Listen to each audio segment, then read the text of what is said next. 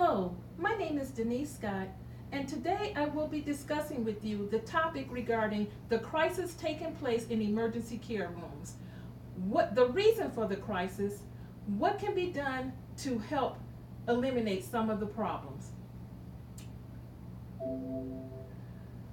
A sizable number of patients are visiting the emergency department that require the level of care that does not require the level of care that the emergency room provides. Most of the visitors that's coming to the emergency room are for non-urgent care problems.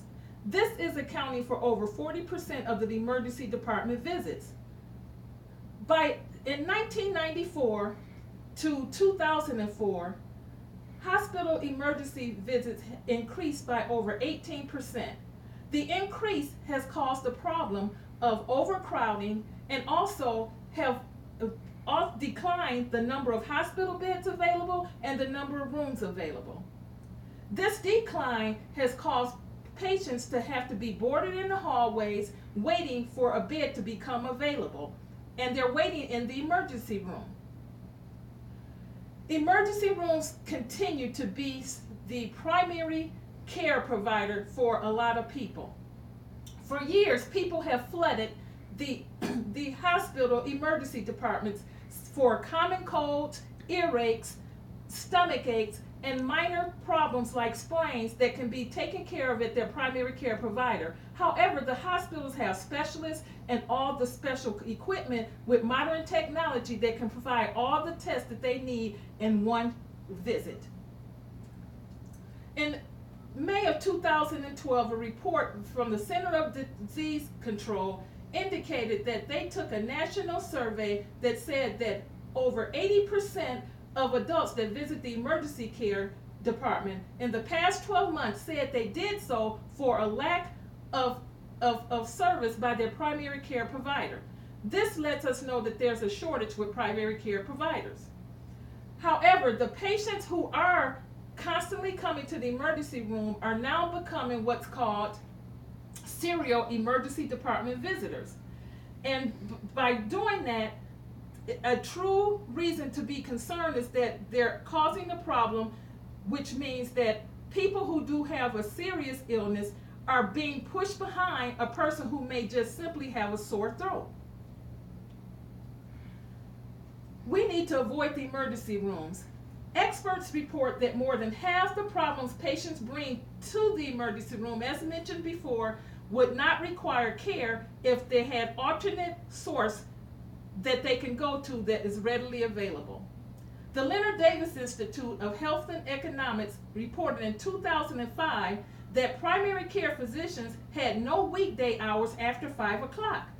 Well, this is a problem because many doctors who work from 9 to 5 are avoiding the crowd and people who do have illnesses, pushing them to the emergency rooms because most injuries take place between 6 p.m. and 8 a.m. And what used to be a call to your doctor to say, take 2 aspirins and call me in the morning, has now turned into go to the emergency room if you think that it's a problem. And the emergency room is open 24/7, and they're the only facility by law that is required to take anyone that walks through the door, whether they're a U.S. citizen, whether they have money to pay, or whether they even have insurance or not. Contrary to what most people think, the overcrowding in emergency rooms is not caused by poor people. In fact, it's caused by middle-class people who are insured. However, they turn to emergency rooms because they cannot get the proper care or appointments in a timely manner by their primary care physician. The overuse of emergency rooms is a growing and increasingly costly problem, and it's exhausting the professional healthcare people as well. In the United States, every year, the Institute estimated that avoidable emergency visits has ranged for about 56% of all visits to the emergency department. When patients are in distress, call their doctors, they often get a recording, and then they are very depressed about that, and they go to the emergency room so they can get all the services that they need. Of course, patients do not always know what is or what is not an emergency. Is that pounding headache a migraine or a portent of a stroke? Is that pain in your arm a pulled muscle, or is it a symptom of a heart attack? Is the pain in your stomach indigestion, or is it appendicitis? Sometimes you just don't know, so you head straight to the emergency department. Adding to the problems with the emergency room care is a wide range of out-of-pocket costs. Dr. Marvin Mosler, a professor of medicine at Yale, took his granddaughter to the emergency room and was shocked at the astronomical cost that he paid for her care. Not to mention the $1,200 that it cost him just to walk through the emergency room door. Common outpatient conditions that's seen in the emergency room are charges are approximately about $4 to $24,000 just for a sprain or strains, $15 to $17,000 for a headache, $128 to $39,000 for kidney stones, and $50 to over $73,000 for a urinary tract infection. Of course, the cost will be much less if they had access to their primary care physician or an urgent care facility in a timely manner. The use of emergency care is an interest due to most people will seek emergency medical attention at some point in their lives. Therefore, when emergency and non-emergency services should be used, and its impact is valuable information to everyone. Remember, the emergency department is primarily for a very serious or life-threatening condition.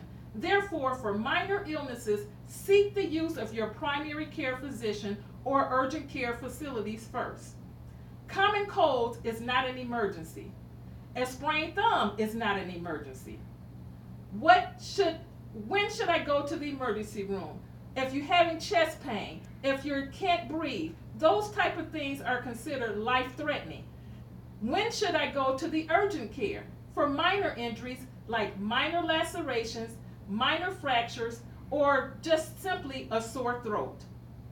I hope that this presentation was helpful for you today, and thank you for your time.